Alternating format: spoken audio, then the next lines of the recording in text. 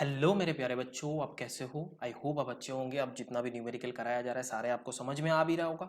Previous class में जो जो चीज़ें पढ़ाया गया है वो भी आपको समझ में आया होगा। कोई डाउट हो तो मेरे से पूछ सकते हो, है कि नहीं? तो welcome back to my channel. मैं हूं खैरुल और आज हम इस लेक्चर में पढ़ने वाले हैं वेक्टर का तीसरा लेसन। जो प्रीवियस क्लास में हमने 2 लेसन खत्म कर दिए, वो लेक्चर्स अगर देखना चाहते हो तो आई बटन क्लिक करके उसको देख लो, मजा आने वाला है। क्योंकि वेक्टर का जो प्रोडक्ट है ये अपने आप में एक बहुत ही बड़ा चैप्टर है, बहुत ही बड़ा टॉपिक है। उसके ऊपर आपको क्वेश्चन भी पूछा जाता है एज वेल एज आपका 11th physics and 12th physics में ये दोनों प्रोडक्ट का बहुत ज़्यादा इस्तेमाल होता है। मैं बहुत सारे एप्लीकेशन में बता सकता हूँ। इसमें आपको जो प्रोडक्ट है वो आपको एक्चुअल में क्या होता है ना, नॉर्मली जैसे आप स्केलर को 2 स्केलर को प्रोडक्ट करते हो, जैसे 3 इंटू 5 को प्रोडक्ट कर लो तो कितना होता है 15 होता है। बट अगर ये 3 एंड 5 ये दोनों कोई वेक्टर का मैग्नीट्यूड होता तो उस चीज़ में आपके सिंपल इसमें प्रोडक्ट नहीं कर सकते हो, क्योंकि ये वेक्टर ऑपरेशन अलग होता है। हम बेसिक जो इंट्रोडक्शन वाले क्लास में हमने जो पढ़े थे उसमें हमको पता चला कि जो वेक्टर है उसका ऑपरेशन नॉर्मल जो स्केलर ऑपरेशन जैसा नहीं होता है, उसको अलग तरीके से हमें करना पड़ता है। तो इस लेक्चर में हम लोग प्रोडक्ट के बारे में पढ़ेंगे, है ना। तो यहाँ पे प्रोडक्ट 2 टाइप का होता है, एक होता है स्केलर प्रोडक्ट, दूसरा होता है वेक्टर प्रोडक्ट। एक एक करके हम इसको अच्छे से निपटाने वाले हैं। और बच्चों ये आपको बता देता हूँ, ये जो लेक्चर है मेरा चैनल स्पेशली कॉन्सेप्ट, जिन लोग कॉन्सेप्ट के ऊपर बिलीव करते हैं, विश्वास रखते हैं, उन लोगों के लिए है। यहाँ पे रट्टाफिकेशन नहीं चलता है।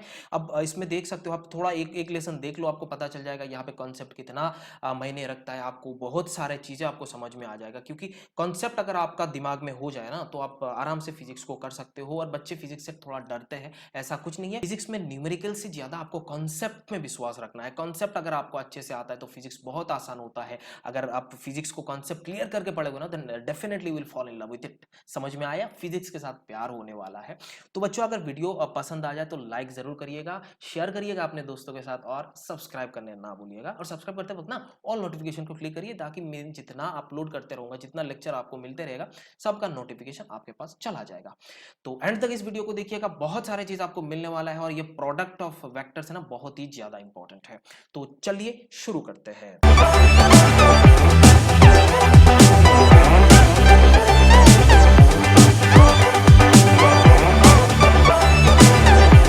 तो बच्चों यहाँ पे प्रीवियस क्लास में मैंने दो आपको 3 या 4 ऐसा कुछ होमवर्क दिया था। बहुत बच्चे ने शायद किया है, बहुत बच्चे ने नहीं किया है। तो जो बच्चे ने नहीं किया या फिर आपने जिस लोगों ने कर लिया तो अच्छी बात है, वो आप देख लो, आंसर देख लो, आप स्किप करके थोड़ा देख सकते हो, है नहीं बच्चों। उसके बाद हम प्रोडक्ट शुरू करने वाले हैं। तो जैसे पहले हम न्यूमेरिकल से शुरू करते हैं। यहाँ पे देखो, two forces whose magnitude in the ratio 3:5 give a resultant of 28 newton and the angle between angle of their inclination is 60 degree. भैया यहाँ पे 3 की पॉइंट है। मैंने हमेशा बोला आपको, आपको जो भी न्यूमेरिकल करने लग जाते हो तो उस सिचुएशन में आपको की पॉइंट का जरूरत होता है। दो फोर्सेस है, जैसे एक मान लो F1 है और दूसरा आप मान लो F2 है, और दोनों के बीच का जो एंगल है वो 60 डिग्री है, और दोनों का जो रेशियो है, मैग्नीट्यूड का रेशियो, वो कितना है 3:5 है। तो बेटा मान लेते हैं F1 जो है वो हमारा 3x है, तो F2 कितना होगा बेटा, यहाँ पे 5 होगा, क्योंकि दोनों का रेशियो 3:5 होगा। हमें ये दोनों का मैग्नीट्यूड पता चला। अब देख यहाँ पे रिजल्टेंट वेक्टर, ऑब्वियस बात है ये दोनों के बीच में से कहीं ना कहीं चला जाएगा। अब यहाँ पे जो भी आएगा according to Pythagoras parallelogram law of addition से हमें ये पता चला, जो रिजल्टेंट वेक्टर होता है जिसको हम लोग एफ नेट बोलते हैं, उसका अगर मैग्नीट्यूड निकालना होता है तो बच्चों हम क्या करते हैं, जो मैग्नीट्यूड होता है F1 square plus F2 square plus 2 into F1 plus into F2 cos theta होता है। Theta is what, angle between these two vectors. अगर ये मैग्नीट्यूड से पहले एक्चुअल में अगर हम देखेंगे तो एफ नेट एक्चुअल में क्या होता है, F net can be written as जो वेक्टर समेशन है ना बच्चों, यहाँ पे F1 प्लस F2 होता है। अगर ये का मैग्नीट्यूड निकालना है तो हम Pythagoras parallelogram law of addition, या फिर आप बोल सकते हो यहाँ पे ट्रायंगल लॉ ऑफ एडिशन से हम इसको कर सकते हैं। अभी बेटा यहाँ पे तेरे को मैग्नीट्यूड दिया हुआ है कितना, 28 दिया हुआ है, तो इसका मैग्नीट्यूड अगर 28 है तो अच्छी बात है। अब देख यहाँ पे जो F1 का वैल्यू है वो 3x है, तो 3x का स्क्वायर प्लस F2 का मैग्नीट्यूड है। बहुत ही आसान सवाल है बच्चों, आपने शायद करा होगा, जिसने नहीं करा तो उसको शर्म आ रहा होगा है ना। तो cos 60 का वैल्यू कितना होता है, हाफ होता है। तो मैंने ये 2 से 2 को कैंसिल कर लिया, और आपको जो आंसर आया यहाँ पे अंडर रूट के नीचे, ये यहाँ पे 9 स्क्वायर आ रहा है, यहाँ पे 25x स्क्वायर आ रहा है, और यहाँ पे आपको अगेन 15 स्क्वायर आ रहा है। बच्चों यहाँ पे अगर आप देखा जाए तो कितना मिलेगा, 49 x square, that means 7x आने वाला है, और ये आपका 28 होएगा। तो x का वैल्यू बच्चों यहाँ पे 4 आ रहा है। तो आपको क्या चाहिए एक्चुअल में, मैग्नीट्यूड चाहिए। तीनों दो वेक्टर है, दोनों वेक्टर का। तो F1 का वैल्यू यहाँ पे पुट कर ले बेटा, कितना मिलेगा 12 मिलेगा, और इसका वैल्यू कितना मिलेगा 20 मिलेगा। तो F1 equals to 12 newton and F2 equals to आप बोल सकते हो 20 न्यूटन। मेरे ख्याल से ये बहुत आसानी से आपको समझ में आ गया। और बहुत लोग बोल रहे हैं सर क्या करा रहे हो, हमें ये सब आता है। कोई बात नहीं, अगर आता है तो आता है, नहीं आता है तो कोई बात नहीं, हम यहाँ पे कर ही लेते हैं ना, उसमें क्या है। चल आगे देखते हैं। ओके, तो बच्चों ये आपको कंसेप्ट समझ में आया। दूसरा सवाल है ये, दूसरा सवाल में क्या बोल रहा है, the resultant of two vectors A and B is perpendicular to A. Okay, point भी नोटेड, यहाँ पे परपेंडिकुलर, दोनों का जो रिजल्टेंट वेक्टर है ना बच्चों, ध्यान से देखो, परपेंडिकुलर टू ए, ध्यान से देख, यहाँ पे क्या है, परपेंडिकुलर टू ए है, पहला की पॉइंट आपको मिला। दूसरा यहाँ पे क्या बोल रहा है, magnitude is equals to half of the magnitude of B. Magnitude जो होगा रिजल्टेंट वेक्टर का वो half of magnitude of B. बात समझ में आ रहा है कि नहीं बोलो। अभी बोल रहा है find the angle between A and B, आया कि नहीं बोल। अब मैं तेरे को समझाता हूं, देख ये ए वेक्टर है, ये मान ले बी वेक्टर है। अगर इसका रिजल्टेंट हमें निकालना है तो किधर होगा, ऑब्वियस बात है इधर बीच में से होगा। हम जानते हैं हमेशा दो वेक्टर के बीच में से रिजल्टेंट निकलता है कि नहीं बोलना, निकलता है ना। ओके, अगर ये परपेंडिकुलर हो तो मान ले ये वाला तेरा रिजल्टेंट वेक्टर है, ठीक है, मान ठीक है, रिजल्टेंट वेक्टर ये ए वेक्टर है, ये रिजल्टेंट वेक्टर है, परपेंडिकुलर डायरेक्शन। तो बी को किधर होना चाहिए, इधर ऐसा होना चाहिए या ऐसा होना चाहिए, तू ध्यान से देख, क्योंकि हम जानते हैं रिजल्टेंट वेक्टर ये दोनों बीच में से निकालना पड़ेगा। तो अगर इधर होगा, ऐसा होगा, ऐसा ऐसा तिरछा होगा, तो उस चीज में बोल सकते हैं इसका रिजल्टेंट वेक्टर बीच में से हो रहा है। आया कि नहीं बोल, आया ना। ओके, ये तो नहीं हो सकता, तेरे को समझ में आया। इधर इधर परपेंडिकुलर थोड़ी होगा, दोनों वेक्टर को उधर बात ही नहीं कर रहा है, भाव ही नहीं दे रहा है। भाव देना पड़ेगा, क्या करना पड़ेगा, भाव उनको देना पड़ेगा। बेटा भाव दिया उसने, तो देख तेरा ए वेक्टर इधर है, कोई शक वाली बात नहीं है। मेरा रिजल्टेंट वेक्टर इधर है, मैं बोल लेता हूं ये रिजल्टेंट वेक्टर है, ये रिजल्टेंट है मेरा, आर वेक्टर है, ठीक है। अब बी को किधर होना चाहिए, इधर होना ही पड़ेगा इसको, वो बाउंड है, इधर होना ही पड़ेगा। अगर रिजल्टेंट इसका परपेंडिकुलर होना है, इसका अगर परपेंडिकुलर होना है तो इसको इधर होना ही पड़ेगा। बच्चों ये समझ में आया कि नहीं बोल, आया ना। ओके देख, ये बी वेक्टर है, ये ए वेक्टर है, ये रिजल्टेंट है। अब रिजल्टेंट के साथ इसने मान ले तेरे को थीटा एंगल बनाया हुआ, क्योंकि हमें यहां से ये बी एंड ए के बीच का जो एंगल है वो चाहिए, हमें ये वाला एंगल चाहिए, है ना। तो पहले ये थीटा से कर लेते हैं। अब ये कंपोनेंट वाला बात समझ में आ रहा है, रिजोल्यूशन, रिजोल्व करने वाला जो कंपोनेंट हम निकाल सकते हैं, याद आ रहा है। बी को इधर लिखेंगे तो क्या मिलेगा, बी कॉस, ऐसा मैंने बोला था जब रिजोल्व करा था, जिस एक्सिस के साथ वो एंगल बनाता है वो वाला कंपोनेंट कॉस का आता है, और इधर वाला कंपोनेंट ऑब्वियस बात है बी साइन का आने वाला है। बच्चों ये तुम्हें ध्यान में देखो, ये तुम्हें समझ में आया कि नहीं, ध्यान से देखो ना, समझ में आया। ओके, अब देखो यहां पे जो ए वेक्टर ऐसा हॉरिजॉन्टल है, हमने क्या लिखा, ए vector is horizontal.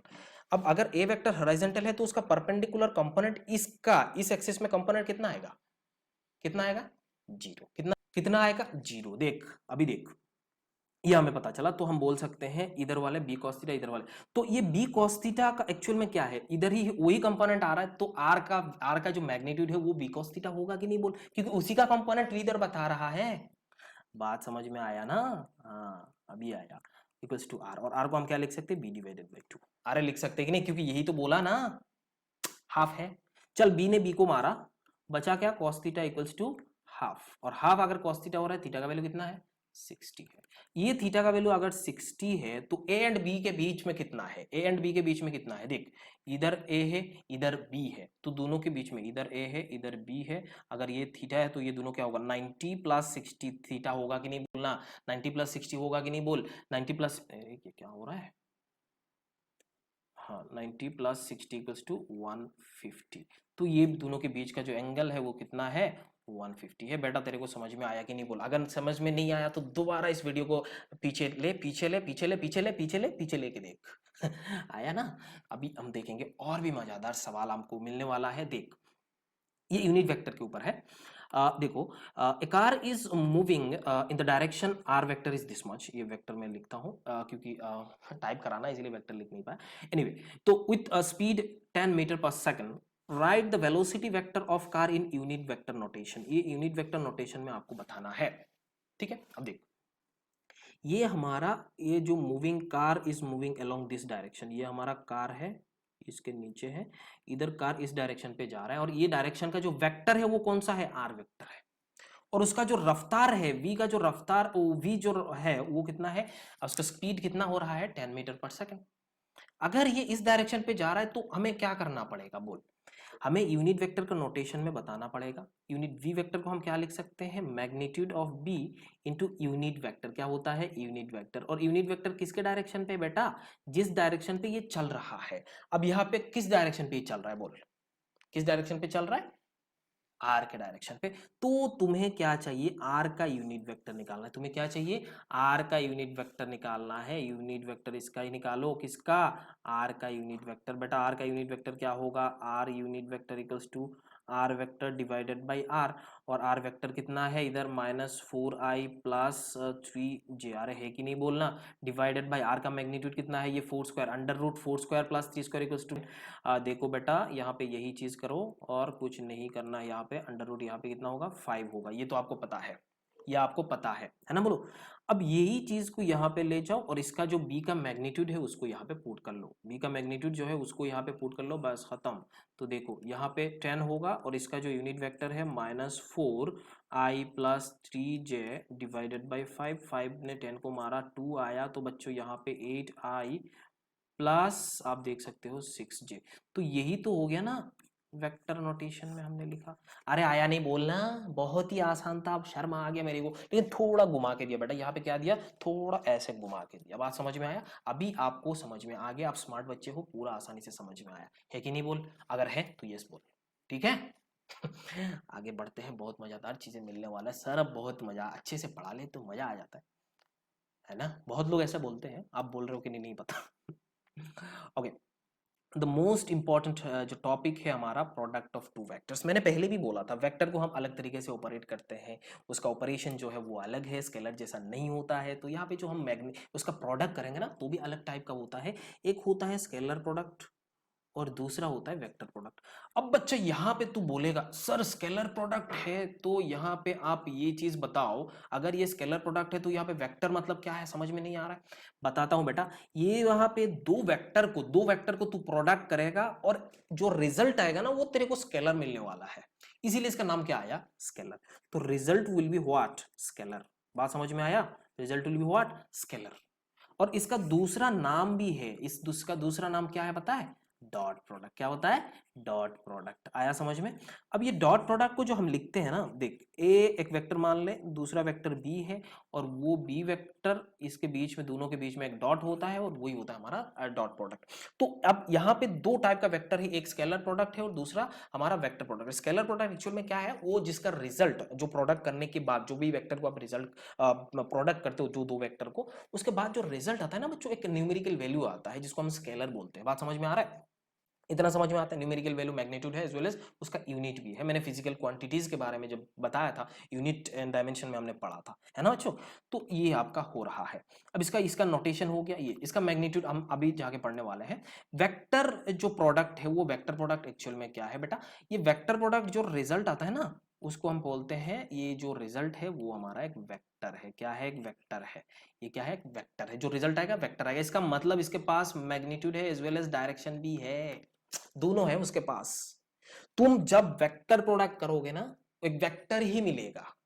Vector product मिलते वेक्टर मिलता है, और वो वेक्टर किधर होता है, उसका एक अलग डायरेक्शन होता है। वो बताता कौन है, यही, ठीक है। तो इसका दूसरा नाम भी है क्रॉस प्रोडक्ट। इसका दूसरा नाम क्या है, क्रॉस प्रोडक्ट। समझ में आ रहा है, इसको हम बोलते हैं क्रॉस प्रोडक्ट। चल बेटा, और इसको हम ऐसे लिखते हैं, उसका नोटेशन भी ऐसा है, ये बी है, और ये हमारा एक स्केलर होता है, इसको हम ऐसा सिंपल सी लिख सकते हैं, और इसको हम लिखेंगे तो सी वेक्टर लिखेंगे। बात समझ में आ रहा है। और मैं आप इसको जब पढ़ाऊंगा तो आपको और अच्छे से समझाऊंगा। ये सी वेक्टर का एक डायरेक्शन होता है, किस डायरेक्शन पे होता है, जिस डायरेक्शन पे एंड भी लाई कर रहा है उसका परपेंडिकुलर डायरेक्शन कैसे आता है, वो सारे चीज मैं आपको बताने वाला हूँ बच्चों। इसमें डरने का नहीं है, मजा लाने का है। मजा लो, मजा लो। उसमें मजा लो, एंजॉय करो।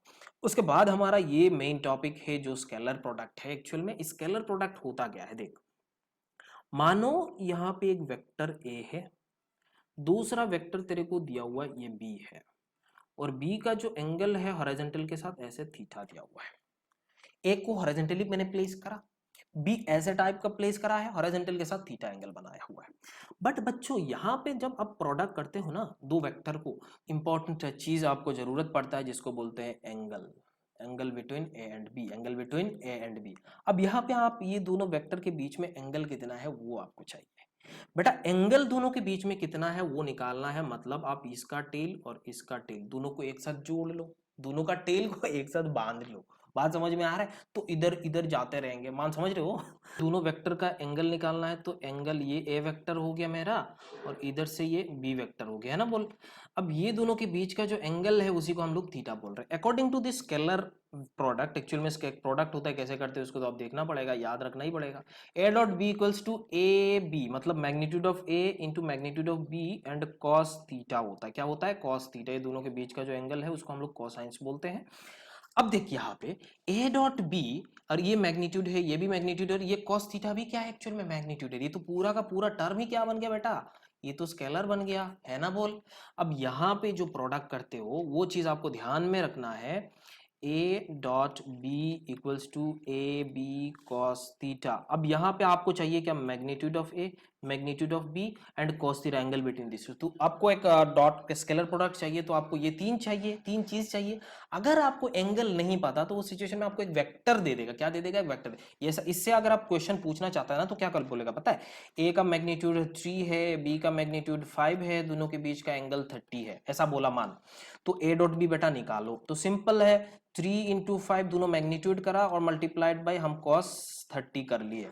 अब cos 30 करोगे तो ये 15 इंटू, अब cos 30 का वैल्यू √3 डिवाइडेड बाई 2 होता है। तो वो जो वैल्यू होगा 15 √3 डिवाइडेड बाई 2, अरे होगा कि नहीं बोलना, तो यही होता है। अगर इस सिचुएशन में तेरे को ये वेक्टर का मैग्नीट्यूड एंगल नहीं दिया, मानो तुम्हें कुछ अलग टाइप का दिया, तो उसको निकालने के लिए आपको यूनिट वेक्टर का जरूरत पड़ता है। वो यूनिट वेक्टर स्टैंडर्ड वाला, जैसे आई जे एंड के होता था, उसको हम पढ़ेंगे। बात समझ में आ रहा है? तो इतना फिलहाल आपको ये पता चल गया कि अगर दो वेक्टर का आपको मैग्नीट्यूड पता है और एंगल बिटवीन दिस टू पता है, तो आपको क्या मिल जाएगा?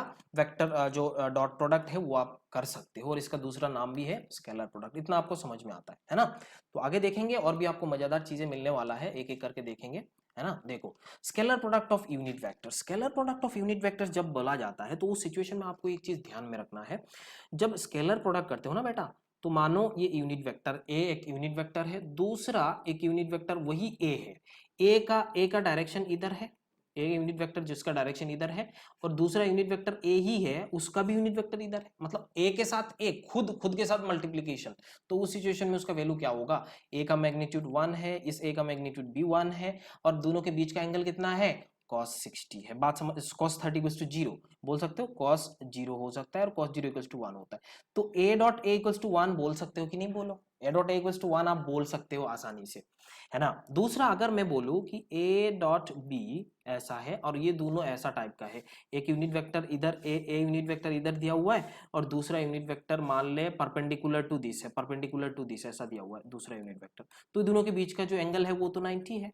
तो मैं अगर पुट करूं यहाँ पे 1 इंटू 1 इंटू कॉस 90, तो कॉस 90 का वैल्यू कितना होता है बेटा? 0 होता है। तो अगर दो यूनिट वेक्टर को आप डॉट प्रोडक्ट कर रहे हो, अगर दोनों पैरेलल है या फिर सेम सेम है, यहाँ पे बोला जाता है जो सेम सेम है, अगर एक यूनिट वेक्टर खुद के साथ मल्टीप्लीकेशन हो रहा है, देन अगर ये हम बोल सकते हैं dot product of unit vector with itself is always unity. अगर परपेंडिकुलर हो रहा है तो उस सिचुएशन में क्या होगा? उसका वैल्यू 0 होगा। तो हमें एक चीज और मिला है, अगर सेम सेम यूनिट वेक्टर के साथ हम मल्टीप्लाई करेंगे तो उसका वैल्यू कितना मिलता है बेटा? 1 मिलता है। अगर परपेंडिकुलर होता है तो उसका वैल्यू कितना मिलता है बेटा? 0 मिलता है ना बच्चों।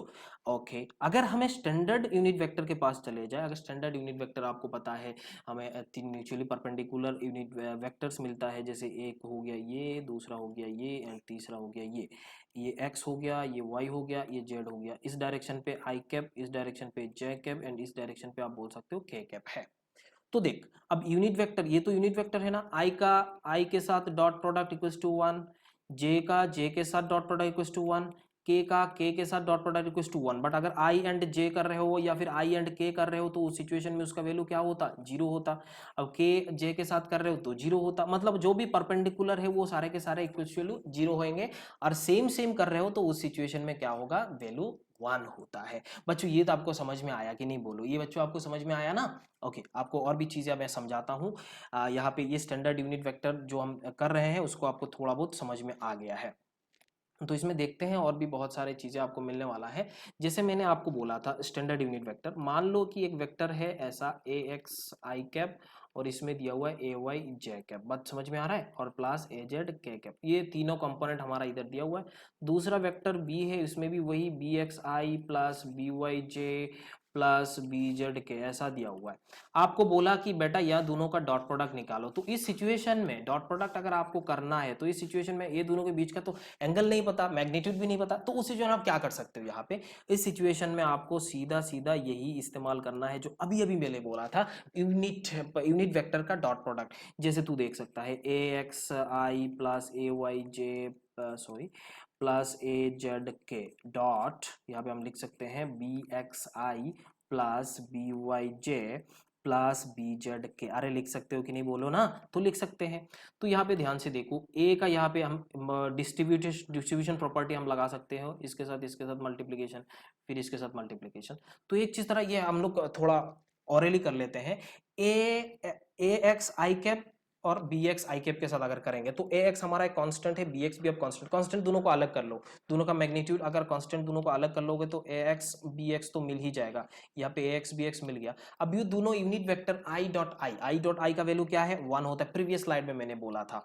अब यहाँ पे देखो ए एक्स और बी वाई जे का, ए एक्स एंड बी वाई दोनों कांस्टेंट है, ए एक्स इंटू बी वाई हमने कर लिया, अलग कर लिया, और आई इंटू जे को अगर आप प्रोडक्ट करते हो तो क्या होता है, जीरो होता है, क्यों, दोनों 90 डिग्री में है। अगर ये ऐसा है तो ऐसा करते करते आपको जो भी मिलेगा, ए जेड को अगर अगेन डिस्ट्रीब्यूटेड प्रॉपर्टी ऐसा करो तो आपको वही मिलेगा, ए वाई बी वाई सिर्फ आएगा, और जेड के साथ करोगे ए जेड बी जेड आएगा, बाकी सारे के सारे जीरो बन जाएगा, क्योंकि सारे के सारे यूनिट वेक्टर एक दूसरे के साथ क्या है, परपेंडिकुलर है। तो आपका जो रिजल्ट आने वाला है ए एक्स बी एक्स प्लस आप ए वाई बी वाई प्लस ए जेड बी जेड, बाकी बच्चों आप यहाँ पे साइन को देख लेना, यहाँ पे प्लस है माइनस है क्या है उसको आप देख सकते हो, है ना। तो ये चीज आपको समझ में आया, ए डॉट बी हमने ये करा था, है ना। ये थोड़ा ध्यान में रखना है, ये थोड़ा ध्यान से आपको अपने दिमाग में रखना है। अगर मैं एग्जांपल के बारे में बात करूं तो भी मैं कर सकता हूं। बच्चा मैं आपको एक चीज बताता हूं, अगर बेटा देखो यहाँ पे हमने क्या पढ़ा था, ये एक वेक्टर ए है, ये दूसरा वेक्टर हमारा बी है, दोनों के बीच का एंगल थीटा है, तो simple A dot B equals to हम लिख रहे थे ए बी, मैग्नीट्यूड दोनों का कर रहे हैं और कॉस थीटा बोल रहे हैं। अगर मैं यहाँ पे बोलूं कि अगर एंगल थीटा जो है वो 0 डिग्री है तो क्या मिलता है, ए डॉट बी का वैल्यू ए बी मिलता है, क्या मिलता है, ए बी मिलता है, एंड दैट इज पॉजिटिव। और अब ये बोल सकते हैं the maximum value of dot, ये क्या हो रहा है, मैक्सिमम वैल्यू, ये दोनों का मैक्सिमम वैल्यू हो रहा है, पॉजिटिव आ रहा है ए एंड बी, सिर्फ ए एंड बी, बाकी एंगल का वैल्यू क्या है, 0 है, तो इसमें कुछ कट नहीं रहा है। इसमें 0 डिग्री अगर बात करूं, 180 डिग्री का बात करूं तो A dot B equals to minus A B आ जाएगा, क्यों, A B cos 180 degree and cos 180 degree to -1 होता है बेटा, तो ए बी ऐसा माइनस से नेगेटिव आ रहा है, this is called minimum value, क्या होता है इसको, मिनिमम वैल्यू बोलते हैं। अगर थीटा का वैल्यू 90 डिग्री हो रहा है, ये प्रॉपर्टी में बता रहा हूँ, A dot B equals to A B cos 90, cos 90 कितना होता है बोल, 0 होता है, cos 90 0 होता है। अब ये आपको पता चला, तो अगर cos 90 0, इसका मतलब क्या हुआ बेटा पता है, a डॉट बी का अगर वैल्यू 0 हो रहा है that means you can say a and b दोनों क्या है, perpendicular to each other, A and B क्या है, परपेंडिकुलर टू ईच अदर। तो इस प्रॉपर्टी के ऊपर आपको बहुत ही क्वेश्चन पूछ लेता है, बहुत सारे इंपॉर्टेंट क्वेश्चन पूछेगा, मैं न्यूमेरिकल कराऊंगा तो आपको समझ में आ जाएगा। जब ए एंड बी अगर दोनों vector perpendicular to each other है तो डॉट प्रोडक्ट विल बी 0, या फिर डॉट प्रोडक्ट इज 0, देन आप बोल सकते हो ए एंड बी का वैल्यू दोनों का जो एंगल है वो कितना है, 90 डिग्री। ये दोनों बहुत अच्छे से याद रखना है। दूसरा मैं आपको और बताता हूं, अगर थीटा लेस देन 90 है तो क्या होता है, पॉजिटिव होता है। तू देख ले, कॉस 0 से 90 तक पॉजिटिव है, फर्स्ट क्वाड्रेंट में है, कॉस पॉजिटिव होता है, ए एस टी सी याद आ रहा है, ऑल, तो यहाँ पे कॉस पॉजिटिव हो रहा है। अगर थीटा का वैल्यू मोर देन 90 हो रहा है बच्चों तो कॉस का वैल्यू क्या होता है, नेगेटिव होता है। ये चीज ध्यान में रखना, ये चीज ध्यान में रखना है, ये चीज आपको ध्यान में रखना है। आगे देखेंगे और भी बहुत सारी चीज़ें मिलने वाला है। तो इससे पहले मैं आपको एक चीज़ बताता हूँ, प्रॉपर्टीज़ से पहले देखो यहाँ पे मैं एक चीज़ और बता देता हूँ। जैसे मैंने आपको और भी बताया था, ये तो हमारा प्रॉपर्टीज़ थोड़ा बहुत आ गया। अगर मैं ए एक्स का वैल्यू मान, यहाँ पे एक एग्जाम्पल के तौर से मैं लिख लेता हूँ, और बी सॉरी ये ए वेक्टर है और ये बी वेक्टर है, और इसमें 2i प्लस 3j है। तो ऐसा हम सिंपल क्या कर रहे हैं, यहाँ पे ए डॉट बी कर रहे हैं ना बच्चों, ए डॉट बी कर रहे हैं। तो उस सिचुएशन में क्या करेंगे हम, देखो हमें क्या करा था, आई वेक्टर इक्वल्स टू 1 होता है, आई डॉट आई क्या होता है 1 होता है। तो एक्चुअल में हमने प्रीवियस स्लाइड में जैसे हमने आपको बताया था, यहाँ पे हमने आई का, दोनों वेक्टर का आई का कोएफिशिएंट को मल्टीप्लाई करा। देख ये ए एक्स है और इधर बी एक्स है, इधर ए एक्स है इधर बी एक्स है कि नहीं बोल, ये ए एक्स है और ये बी एक्स है, ये दोनों को हमने मल्टीप्लाई करा। जे का देखो ये ए वाई एंड बी वाई को मल्टीप्लाई करके हमें ये मिला। अब अगर हम जेड का के वेक्टर देखें, के इधर बी एक्स है करें तो ये आपको मिल रहा है। इसका मतलब आई कैप जे कैप का कोएफिशिएंट को मल्टीप्लाई करना है, तो इधर 1 होता है तो 1 इंटू टू इक्वल्स टू 2 होता है, प्लस यहाँ पे प्लस साइन है तो जे एंड जे का 3, दैट मीन्स आपका वैल्यू कितना हो रहा है 5 हो रहा है। तो अभी हम कुछ और चीजें पढ़ेंगे, जैसे प्रॉपर्टीज, मैंने थीटा के ऊपर कुछ बताया था, अभी दूसरा प्रॉपर्टीज ऑफ जो स्केलर प्रोडक्ट है, एसपी देख के डर मत जाना पुलिस तो नहीं आ रहा है, SP product scalar product right. तो पहला जो प्रॉपर्टी है वो मैं बोल सकता हूँ A dot B equals to B dot A होता है, ए dot B equals to B dot A होता है, ये हमेशा है। अब ए डॉट बी कर या बी डॉट ए कर, मतलब एक्चुअल में इसको आप स्केलर का प्रोडक्ट जैसा ही बोल सकते हो, 3 इंटू 5 इक्वल्स टू 5 इंटू 3, यही होता है ना, बट ये स्केलर नहीं है, ये ध्यान में रखना है आपको। यहाँ पे आप ए डॉट बी कर रहे हो, आप एग्जांपल लेके भी कर सकते हो, ए ऐसा और थोड़ी देर पहले जो करा था उसमें देख, यही दोनों हमने प्रोडक्ट करेंगे तो क्या होगा, आई कोएफिशिएंट को मल्टीप्लाई करो, इधर जे कोएफिशिएंट को मल्टीप्लाई करो तो टोटल 5 आ रहा है। तो उसको थोड़ा उल्टा कर ले, आई 3j और इसको हमने क्या करा डॉट, यहाँ पे बड़ा करके डॉट लिखो बिंदी है ना, तो ये है टीका लगा 2 प्लस 3 अगेन वही सेम 5 आ रहा है, तो इसका मतलब ये दोनों क्या है बराबर होता है। दिस इज द प्रॉपर्टी, पहला प्रॉपर्टी आपको याद हो गया। दूसरा प्रॉपर्टी मैं आपको बताता हूं, जैसे डिस्ट्रीब्यूटेड प्रॉपर्टी आपको पता होगा, अपने स्केलर में भी करा था, ए बी प्लस सी ऐसा है, इसको डिस्ट्रीब्यूटेड प्रॉपर्टी बोला जाता है। तो आप देख सकते हो ए डॉट बी ऐसा होता है और दूसरा ए डॉट सी होता है, ये वैल्यू भी एक जैसा है, डिस्ट्रीब्यूटेड प्रॉपर्टी है। तीसरा प्रॉपर्टी आप बोल सकते हो, अगर मैं ए एंड बी दोनों क्या है मेरा परपेंडिकुलर है, ये मैंने आपको पहले भी बताया, ए एंड बी अगर दोनों परपेंडिकुलर टू ईच अदर है तो बच्चों आप देख सकते हो ये दोनों परपेंडिकुलर टू ईच अदर है, तो हम बोल सकते हैं ए डॉट बी इक्वल्स टू 0 होता है। अरे होता है कि नहीं, अभी अभी थोड़ी देर पहले ही तो बोला था, थोड़ी देर पहले बोला था। एक चीज और मैं बताता हूँ, जैसे आप बोल सकते हो, यहाँ पे मैं बोल लेता हूँ, देख यहाँ पे देख, ए डॉट ए जो है उसका वैल्यू क्या होता है, A into cos 0, that means A square.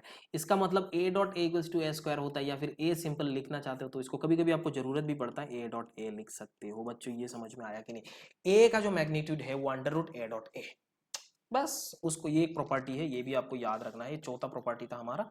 मैं अगर ऐसा बोलूं कि P प्लस क्यू ऐसा है तो उस सिचुएशन में क्या मिलेगा, P प्लस क्यू, ये दोनों को हमने प्लस करा और डॉट प्रोडक्ट करा, ये प्लस है ये भी प्लस है, मतलब ये P एंड Q का जो रिजल्टेंट वेक्टर है एंड P एंड Q का जो रिजल्टेंट वेक्टर है, दोनों को हमने यही सेम चीज में कर रहा हूँ एक्चुअल में, ये क्या कर रहा हूँ प्रोडक्ट कर रहा हूँ, डॉट प्रोडक्ट करा रहा हूँ। तो मैं सिंपल इधर बोल भी सकता हूँ P प्लस क्यू का क्या होगा, ऐसा होगा, अरे होगा कि नहीं, मैग्नीट्यूड का स्क्वायर होगा, मैं ये बोल सकता हूँ। अब जरा ध्यान से देख, अब यहाँ पे थोड़ा देखो, अगर मैं ऐसा बोलूँ P डॉट पी, मतलब P dot P equals to P dot P plus P dot Q plus Q dot P, ऐसा हो रहा है ना सब, प्लस Q डॉट क्यू, तो देख सॉरी क्यू डॉट क्यू, तो यहाँ पे पी स्क्वायर लिख सकता हूँ, 2p डॉट क्यू लिख सकता हूँ एंड तीसरा मैं पी स्क्वायर क्यू स्क्वायर लिख सकता हूँ। अब यहाँ पे क्या लिख सकता हूँ, P square plus 2p dot P Q cos theta मैं लिख सकता हूँ। अरे लिख सकता हूँ कि नहीं बोलो, तो यही आपका एक लास्ट प्रॉपर्टी है, ये मेरा एग्जांपल मैंने आपको बताया पी स्क्वायर कैसे होता है, ये चीज मैंने आपको बताया। वैसे भी हम लोग पढ़ने वाले हैं कि हम यूनिट वेक्टर से भी हम रिजल्टेंट वेक्टर निकाल सकते हैं, एडिशन ऑफ टू वेक्टर्स हम निकाल भी सकते हैं, ये आपको बहुत ही इंपॉर्टेंट था। अभी एंगल बिटवीन टू वेक्टर्स अगर पूछा जा रहा है ना बच्चों, तो वो कैसे करते हैं, मान ये एक वेक्टर ए है, ये वेक्टर दोनों का बी है, ये दोनों के बीच का एंगल कितना है वो निकालेंगे। कैसे निकालेंगे, तो सिंपल, तुमने डॉट प्रोडक्ट आपको मिला A dot B equals to A into B cos theta, अरे मिला के नहीं बोलना, आपको क्या चाहिए, थीटा का वैल्यू चाहिए। अगर थीटा का वैल्यू आपको चाहिए तो आपको क्या करना पड़ेगा, cos theta equals to A dot B divided by A into B, अरे है कि नहीं बोल, नीचे हमने क्या लिखा मैग्नीट्यूड, इसमें कंफ्यूज नहीं हो जाना, और इसको हम लोग डॉट प्रोडक्ट लिखे हैं, वही चीज यहाँ पे है ना। अब यहाँ पे ये भी देख सकते हो, थोड़ा इसको अलग करें तो a by a dot b vector by b vector, इस चीज को हम क्या बोलते हैं बोल, ए यूनिट वेक्टर। इस वेक्टर को क्या बोलते हैं? B unit vector. तो अब बोल सकते हो a unit vector of a dot unit vector of b equals to cos theta, that means theta equals to आप क्या बोल सकते हो? Cos inverse a dot b, ऐसा लिख सकते हो। या फिर आपको क्या करना है, पहले इसको डॉट प्रोडक्ट कर लो, उसके बाद उसका मैग्नीट्यूड से उसको डिवाइड कर लो। पहले डॉट प्रोडक्ट कर लो, उसके बाद उसको मैग्नीट्यूड से अब इसको डिवाइड कर लो, वैसा भी कर सकते हो, इसमें कोई शक वाली बात नहीं है, कुछ भी करो। लेकिन इसको भी देख सकते हो, इसको बहुत आसान है, इसमें आप तुरंत कर सकते हो। बहुत सारी चीजें आपको मिलने वाला है आगे जाके, अब आपको बहुत चीजें मिलेगा। मैं न्यूमेरिकल कराऊंगा तो आपको और भी मिलेगा। एक अलग प्रॉपर्टी है, उसको देखो। अगर magnitude of A plus B, मान बेटा magnitude of A plus B equals to A minus B हो रहा है, तो उस सिचुएशन में हम क्या बोल सकते हैं? ये जो आपका ए एंड बी का जो एंगल है वो कितना होगा, बता के दिखा। Find the angle between A and B. अगर ऐसा है तो क्या होगा, ध्यान से थोड़ा देखना इसको। देखो, magnitude of A plus B means what, जो हमारा रिजल्टेंट एडिशन वेक्टर था, और ये magnitude of B plus B A minus B equals to वही सबट्रैक्शन वाला वेक्टर है। अरे है कि नहीं बोलो? ये दोनों अगर बराबर है, इक्वल हो रहा है, तो उस सिचुएशन में क्या कर सकते हो? तो आपको सिंपल इसको स्क्वायर कर लो, दोनों बोथ साइड में क्या कर लो? स्क्वायर कर लो। और इधर भी हम इसको क्या कर लेते हैं? स्क्वायर कर लेते हैं, उसमें कोई शक वाली बात नहीं है। अब यहाँ पे वही वैल्यू आप पुट करना है, under a square plus b square plus 2ab cos theta, 2ab cos theta equals to, ऐसा भी लिख सकते हो, a square plus b square minus 2ab cos theta, क्योंकि ये सबट्रैक्शन में आपका माइनस आता है। सबट्रैक्शन में क्या आता है? -60 ऐसा आ रहा है। तो ए ने ए को मारा, बी ने बी को मारा, और इधर से क्या बचा? 4ab cos थीटा मिलता है इक्वल्स टू 0 मिलता है। या फिर आप यहाँ से डॉट प्रोडक्ट कभी कभी निकाल सकते हो, इसको आप क्या बोल सकते हो? ए डॉट बी बोल सकते हो इक्वल्स टू 0, दैट मीन्स ये दोनों परपेंडिकुलर टू ईच अदर है। ये भी बोल सकते हो A dot B equals to 0 हो रहा है, that means A and B दोनों परपेंडिकुलर है।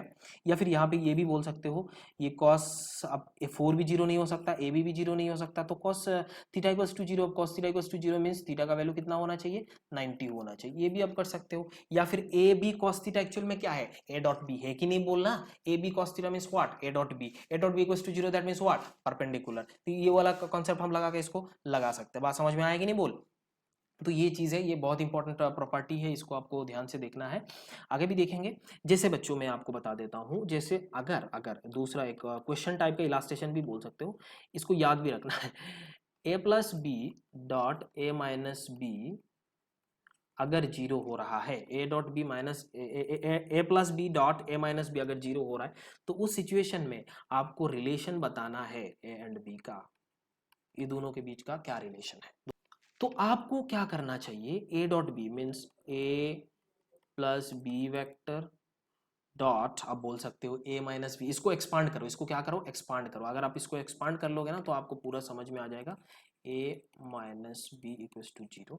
तो अब देखो, a square, a dot A equals to A square, a dot b minus a dot b, और इधर से इसको प्लस बी डॉट ए, और हम जानते हैं ए dot b and b dot a दोनों बराबर है, कैंसिल आउट, और यहाँ से minus b square equals to 0। इसका मतलब a square minus b square equals to 0, that means आप बोल सकते हो ए इक्वल्स टू बी। अरे बोल सकते हो कि नहीं? दोनों बराबर हो गया बच्चों, यहाँ पे दोनों क्या मिला आपको? बराबर मिला। दोनों क्या मिला?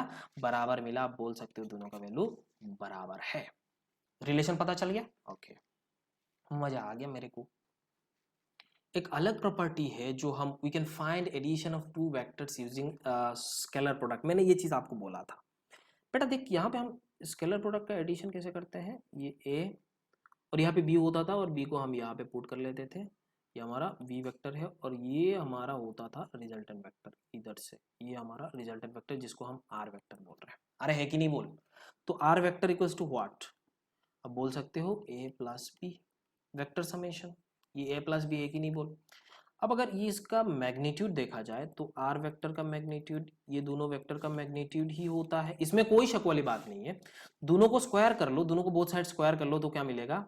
आर स्क्वायर करोगे तो इधर से आप आर स्क्वायर लिख सकते हो, और इधर वाला क्या मिल सकता है आपको? ए, इसमें आप ऐसा बोल सकते हो, इसको अगर स्क्वायर करा, मान ये वैल्यू को मैंने स्क्वायर करा, magnitude square means what?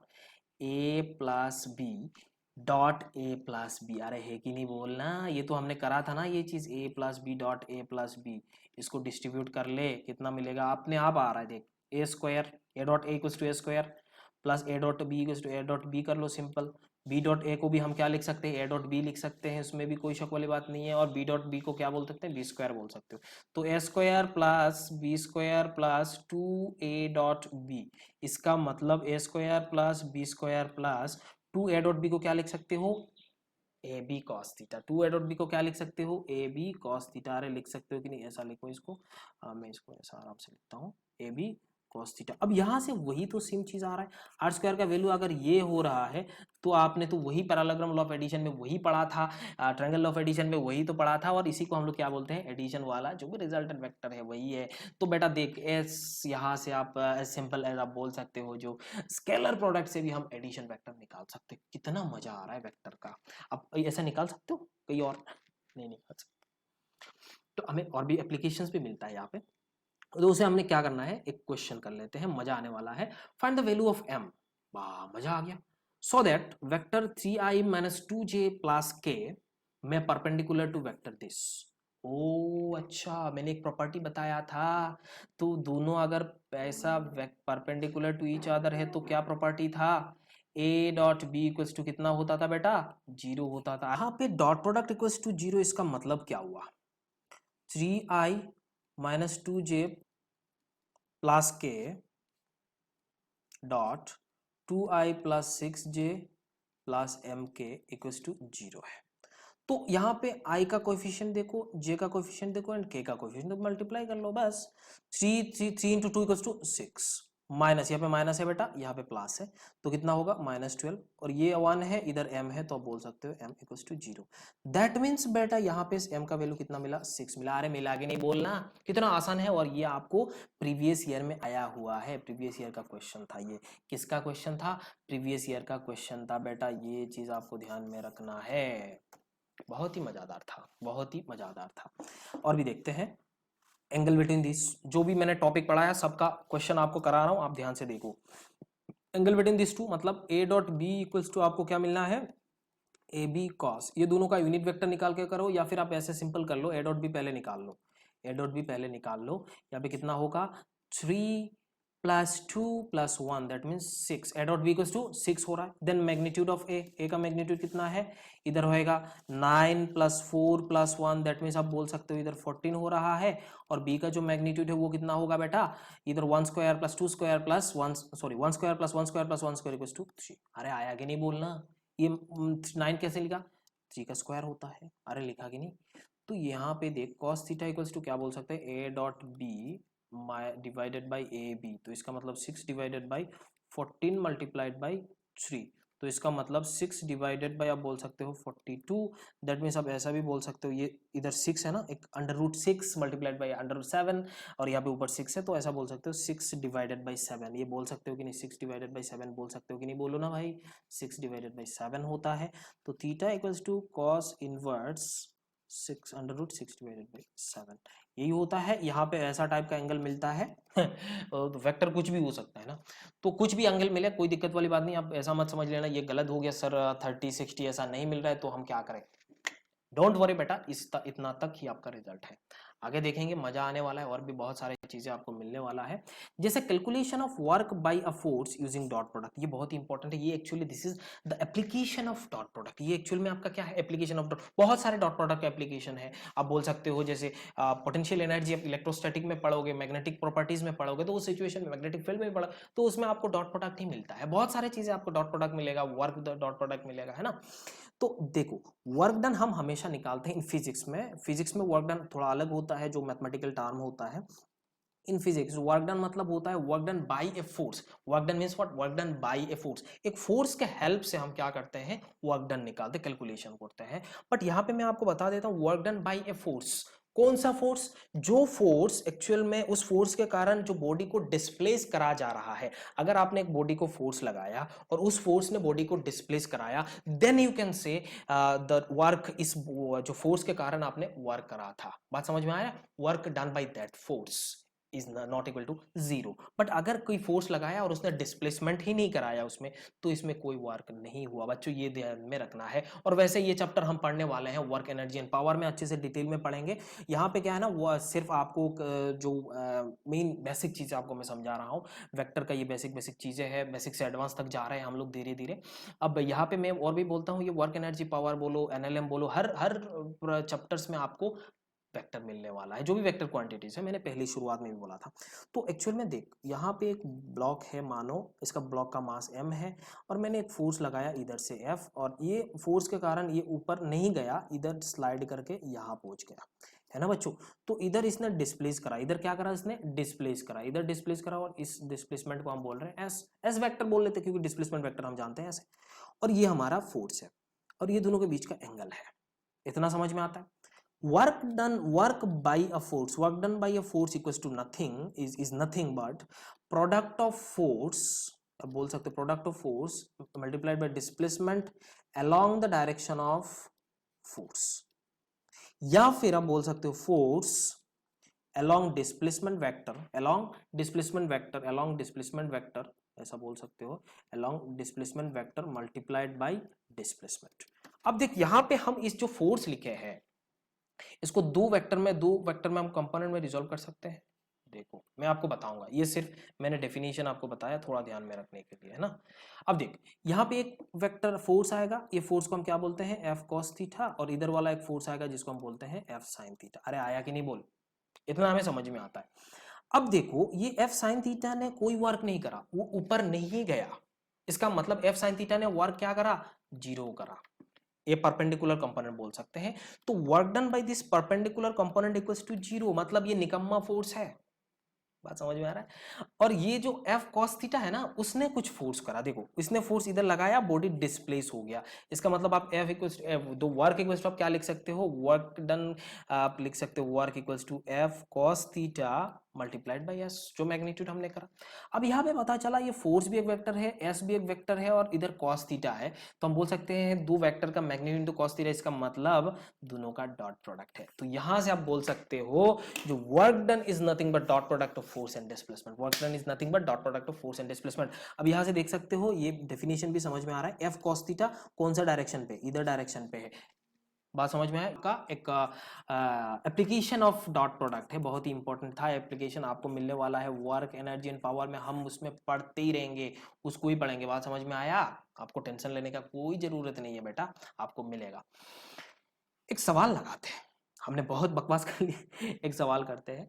A body is displaced at a body is placed at 431 is displaced to another point 5 to 4 by applying a force F equals to I minus J plus 4K।